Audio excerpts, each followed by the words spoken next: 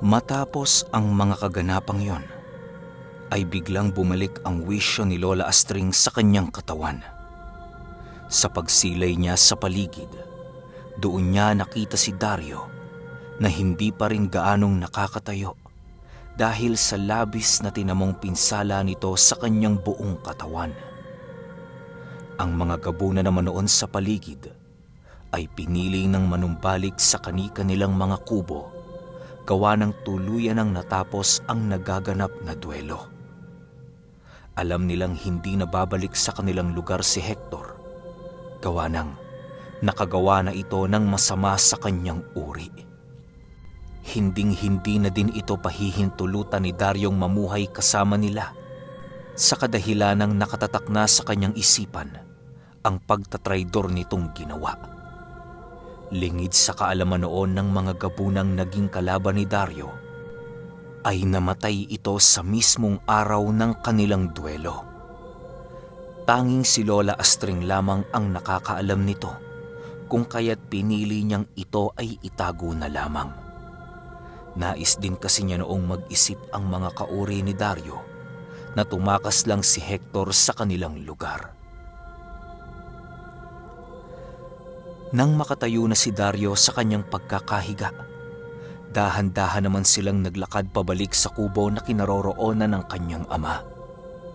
Pagpasok nila doon, nadatna nila ang ama ni Dario na matyagang naghihintay sa kanilang pagbabalik. Kumusta ang inyong naging duelo, Dario? Tanong ng kanyang ama.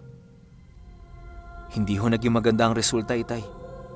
Ito kasing si Astring, hindi napigilang makisali sa paglalaban namin ni Hector. Sagot naman ni Dario. Buti naman at nagawang sumali ni Astring sa inyong duelo.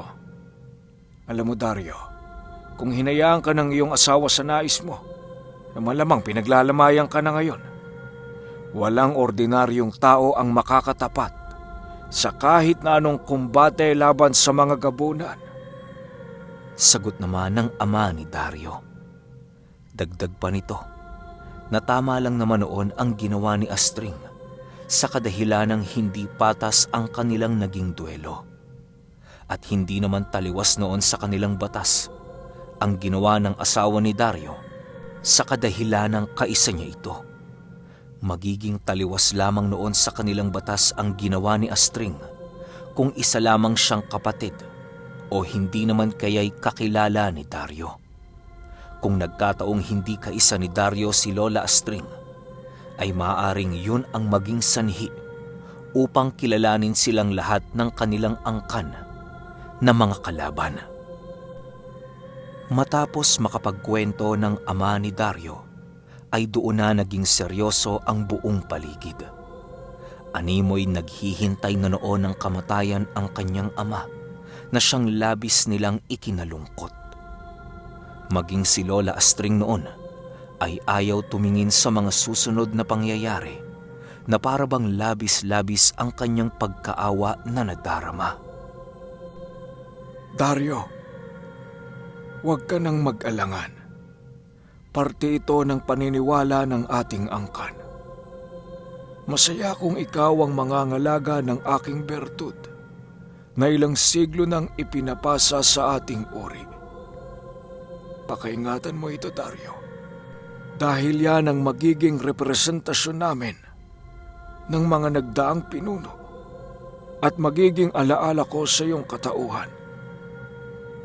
Kapag nangungulila ka sa akin, anak, titigan mo lamang ang batong yan upang ako ay iyong maalala. Wala akong ibang hangad sa aking buhay kung hindi ang mapabuti ang iyong hinaharap. Wika ng kanyang ama habang dahan-dahan itong niluluwa ang bertud na pagmamay-ari niya. Nang masipat na ni Dario ang bertud sa bunganga nito, ay wala na siyang nagawa kung hindi ang kunin ang ipinamana sa kanya. Sa pagkuha nito ni Dario, ay dahan-dahan ding nanghihina ang hininga ng kanyang ama na parabang nalalapit na ang kamatayan nito. Segundo lamang noon ang pagitan nang biglang dumilat ang mga mata nito at umunat ang mga paa. Yun na ang hudyat para kay Dario na tuluyan na ngang binawian ng buhay ang kanyang ama. Wala na silang nagawa noon kung hindi ang mag-iyakan dahil sa labis na kalungkutan. Panay ang pagyakap noon ni Dario sa kanyang ama na para bang yun na ang huling pagyakap na kanyang gagawin. Ilang linggo pa ang lumipas at matiwasay namang nailibing nila Dario ang bangkay ng kanyang ama. Sa pagkakataong yon, naluklok na sa trono si Dario bilang isang pinuno ng angkan ng mga gabunan. Marami siya noong bagong kautusan na ipinapatupad upang hindi masira sa ibang nilalang ang pangalan ng kanilang uri. Kahit bago pa lamang noong namumuno si Dario, ay buo naman ang pagtitiwala at suporta sa kanya ng kanyang mga kadugo. Matapos nilang mailibing noon ang bangkay ng kanyang ama, ay napagpasyahan nila Astring na doon na manirahan sa dati nilang tahanan. Yun kasi ang naging plano ng dalawa upang mabantayan nila ang kanilang angkan sa lahat ng gagawin nitong hindi kaaya-aya. Kahit nag-iisang manggagamot lamang noon si Lola Astring sa baryo ng mga gabunan, ay hindi ito natatakot makihalubilo sa mga kadugo ni Dario. Malaya din niya noong pinapahawakan kahit kanino si Pilo Carpio sa kadahilan ng tiwala naman siya sa mga ito. Alam din niyang hindi nila magagawang galawin ng kanyang anak dahil sa sumpang nakabalot sa buong katawan ni Pilo Carpio. Sa paglipas ng ilang buwan nilang paninirahan sa lugar na yon, ay naging matiwasay naman ang lahat. Halos wala silang nakakasagupang nilalang doon, gawa ng karamihan sa mga ito ay natatakot at rumerespeto na sa angkan nila Dario. Bukod kasi sa mabagsik nilang uri, ay labis-labis din ang pagkatakot ng mga nilalang kay Lola Astring. Maging si Dario noon ay medyo kabado na sa kanyang asawa, magmula noong nataglay niya ang bertud ng kanyang ama. Dario, bakit parang kabado ka kapag kaharap mo ko? Wika ni Lola Astring. Hindi naman mahal. Bakit magiging kabado ako sa'yo eh? Asawa kita, di ba? Sagot naman ito. Nang marinig ito ni Lola Astring, ay napangiti lang naman ito sa sinabi ng kanyang asawa. Hindi na noon kumulit pa si Lola Astring at hinayaan na lamang niya ang kanyang asawa sa ipinapakitang asal nito. Halos hindi na nga gaanong makatabi noon sa kanya si Dario sa kadahilan ng medyo nakakaramdam ito ng pagkasunog sa tuwing naglalapat ang kanilang balat ni Lola Astring. Dahil sa mga pangyayaring yon, kung kaya't pinili ni Lola Astring na maghanap ng kanilang magiging katulong upang mas lalo pang mapalakas ang espiritual na kaanyuan ng kanyang asawa. Sa kanyang pananaliksik tungkol sa angkan nila Dario, doon niya nalaman ang tungkol sa kuraret na siyang parating gumagabay sa pinuno ng mga ito. Nang malaman niya ang tungkol sa nilalang na yon, ay pinili niyang sabihin ito sa kanyang asawa. Habang sila ay nag-uusap patungkol sa kuraret, ay halos napangiti lang naman si Dario sa kanya. Ano ka ba, Astring? Siyempre alam ko ang tungkol sa kuraret. Kaya lang naman wala ito sa tabi ko dahil ayokong sumandal sa kanya sa kahit na anong pagkakataon. Sinasanay ko ang aking sarili na maging malakas upang magawa kong ipagtanggol kayo kahit nag-iisa lamang akong sumuong sa digmaan. Sagot naman ni Dario. Pero Dario, alam kong malaki ang maitutulong sa iyo ng kuraret upang magkaroon ka ng kabal sa aking presensya. Ayoko ng ganito, Dario. na parati mo kong iniiwasan sa ating maliit na tahanan. Ano na lang ang sasabihin sa atin ng aking mga magulang kapag nakita nila tayong magkalayo sa bawat isa? Sagot naman ni Astring. Nang marinig ito ni Dario, halos hindi nito magawang makasagot dahil sa sinabi ng kanyang asawa. Kung tutuusin kasi, tama nga naman ang sinabi sa kanya noon ni Astring. Ilang araw pa ang lumipas, tuluyan na ngang napag-isipan ni Dario ang tungkol sa sinabi ng kanyang asawa. Sa pagsapit ng gabi noong mismong araw, ay pinili niyang hanapin ang kuraret sa kabundukan ng Ulutanga. Kasama niya noon sa paghahanap ang mga mandirigmang gabunan upang hindi na sila matagalan sa paghahanap ng kuraret. Sa pagdating nila sa pang-apat na bundok sa Ulutanga, doon nila natagpuan ang isang maliit na kubo na merong karitong nakaparada. Alam ni Dario na yon ang tahanan ng kuraret, kung kaya't pinili niyang pabantayin na lang muna sa labas ng bakuran nito ang mga kasama niyang gabunan. Nang tuluyan ng makalapit si Dario sa pinto ng kuraret, ay agad namang bumukas ang pinto ng kubo nito na para bang inaasahan na ng nilalang ang pagdating ni Dario. Magandang gabi sa iyo, Dario. Masaya akong makita ang bagong pinuno ng inyong angkan. Sabihin mo, ano may paglilingkod ko sa aking kamahalan? Bungad na wika nito. Kasabay ng pagwika ng kuraret ay ang agar naman itong pagyuko upang maipakita ang kanyang paggalang kay Dario. Labis-labis naman noon ang kanyang kagalakang nadarama dahil kahit papaano hindi pa rin siya nakakalimutan ng nilalang na minsang gumabay sa kanyang ama. Ilang minuto pa ang lumipas ay bigla namang sumagot si Dario ng, "Marami akong pakay sa aking pagpunta. Ganon din ang aking asawa. Kung wala kang ginagawa, Ginoo, maaari ka bang bumisita sa aming baryo? Huwag kang mag-alala. Makakaalis ka sa lugar namin kahit kailan mo gusto." Sagot naman ni Dario. Nang marinig ito ng kuraret, ngumisi lang naman ito at agarang lumabas sa kanyang kubo.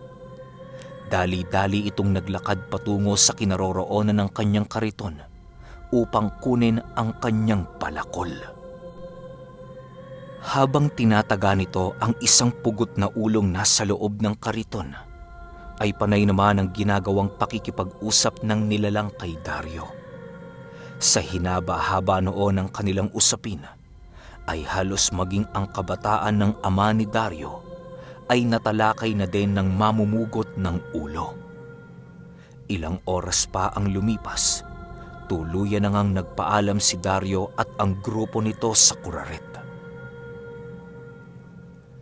Asahan mo ko, Ginoong Dario, sa mga susunod na araw. Hayaan mong tapusin ko muna ang mga naudlot kong gawain upang tayo ay makapag-usap ng maayos at walang iniisip na ano paman. Wika ng kuraret. Sige, kaibigan. Aasahan ko ang iyong pagbisita sa aming mumunting tahanan. Bahala ka na kung kailan mo balak pumunta. Dahil hindi naman ganong kahalaga ang pag-uusapan natin. O siya, mauna na kami. Sagot naman ni Dario.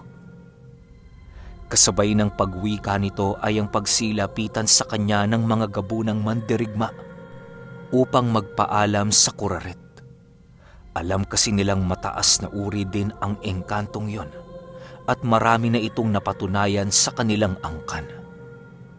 Ilang minuto pa noon ang lumipas, tuluyan na ngang nadapo sila Dario sa kanilang tahanan.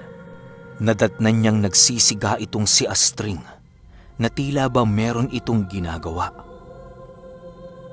Astring, gabing-gabi na. Ba't hindi ka pa natutulog? Tanong ni Dario. Sige lang, mahal. Meron pa kasi akong ginagawa eh. Sagot naman ito. Kasabay ng pagwika ni Lola Astring ay ang pag-utos nito kay Dario na bantayan ang kanilang supling. Hindi naman noon tumutol ang kanyang asawa sa kadahilanang masyadong mapanganib para sa kanilang anak ang maiwan sa kanilang silid ng nag-iisa. Kahit maraming pangontra noon ang nakapalibot sa kanilang pamamahay, ay hindi pa rin gaanong kampante itong si Dario. Bago pa man noon sumapit ang hating gabi, ay natapos na nga itong si Astring sa kanyang gawain. Ayon sa kanya, na ang ginawa niya noong mga oras na yon ay ang pagpapakulo ng mga langis na siyang kanyang ilalagay sa mga mutyang nasa ilalim ng kanyang pangangalaga. Ilang araw pa ang lumipas, tuluyan na ngang bumisita ang kuraret sa pamamahay nila Dario. 6:00 na ito ng gabi nakarating sa kanila. Gawa ng hindi gaanong nakakagalaw ang nilalang na yon kapag tirik pa ang araw. Paglapit nito sa bakuran nila Dario, agaran din naman niya itong nasipat, kung kaya't dali-dali niya itong nilapitan. "Magandang gabi ho, Ginoong Dario," wika ng kuraret. "Magandang gabi din sa iyo, Ginoo. Halika, pasok ka," paanyaya ni Dario. Nang marinig ito ng kuraret, halos hindi nito magawang makasagot sa sinabi ni Dario. Animoy nag-aalangan itong pumasok sa kanilang tahanan na para bang meron itong nararamdamang nilalang na hindi kaaya-aya para sa kanya. Dito na lang ho siguro tayo mag-usap, Ginoong Dario. Para ho kasing nakakasunog namang umapak sa bakuran ninyo o maging sa hagdan ng bahay ninyo. Sagot naman ng kuraret. Nang marinig ito ni Dario, halos agaran ang ginawa niyang paglingon sa kanilang pamamahay. Alam niyang si Lola Astring ang nararamdaman noon ng kuraret na siyang labis niyang ipinagtataka. Ang inaasahan kasi noon ni Dario na hindi tatabla ng presensya ni Lola Astring ang mamumugot ng ulo sa kadahilanang meron itong makunat na kabal at poder sa katawan. Dahil sa mga sinabi ng kuraret, ay mas lalo pang humanga si Dario sa kanyang asawa. Halos hindi niya kasi lubusang akalain noon kung papaano niya nakakayang makisama kay Lola Astring sa kabila ng lahat ng karunungan at lihim nitong taglay. Ang nasa isip lamang noon ni Dario ay maaaring ang pagmamahal ng kanyang asawa sa kanya ang nagpapagaan ng lahat ng kanyang nararamdaman. Nang mapagtanto nilang dalawa na malabo silang makapag-usap sa tahanan nila Dario, ay pinili na muna nitong magpaalam kay Lola Astring. Ninais na lamang nila noong tumambay sa patag na lugar upang doon nila malayang matalakay ang kanilang pag-uusap. Hindi na rin nagpasundo noon si Dario sa kanyang mga kauri upang kahit papano'y walang gaanong makarinig ng kanilang usapin.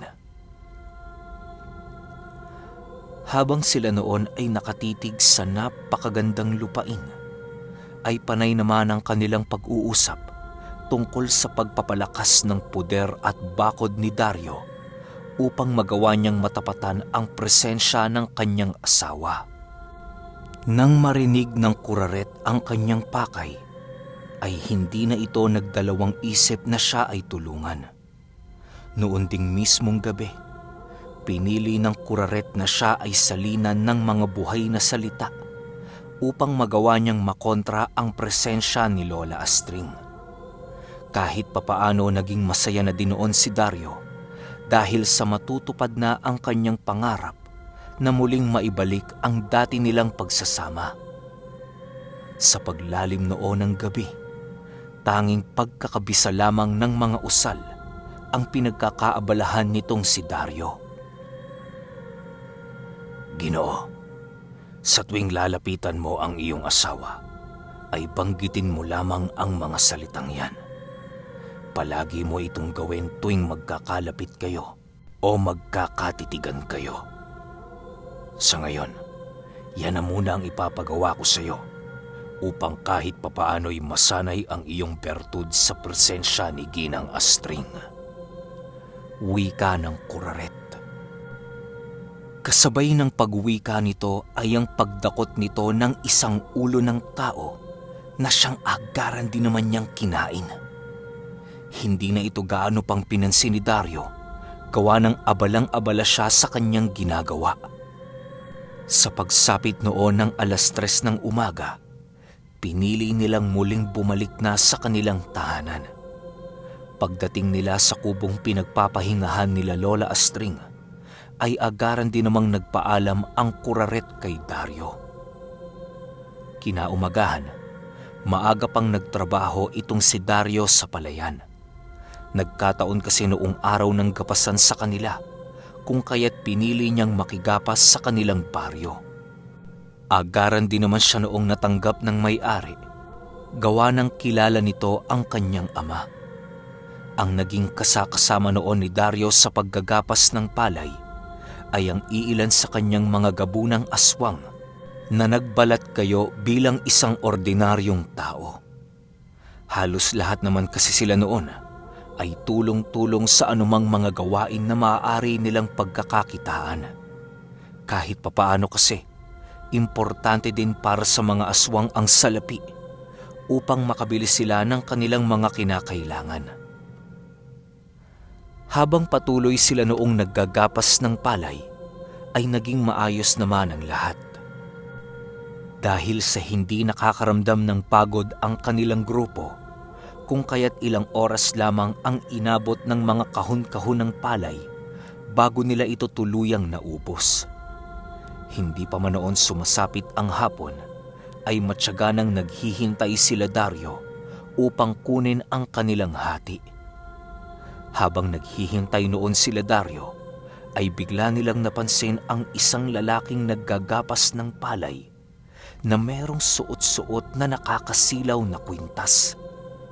Alam nilang buhay ang gamit na yon, kung kaya't pinili nilang pakiramdaman ng lalaki. Dahil sa ginawa noon nila Dario, ay agaran din naman itong napansin ng taong kanilang pinagmamasdan. Sa pagsipat nito sa kanila, ay biglang nakaramdam noon si Dario ng labis na pagkabahala nang sa hindi malamang dahilan. Okay! Angas nung lalaki, no? Sino kaya yun? Sige, upload ka agad natin. Pahintay na lang. Salamat.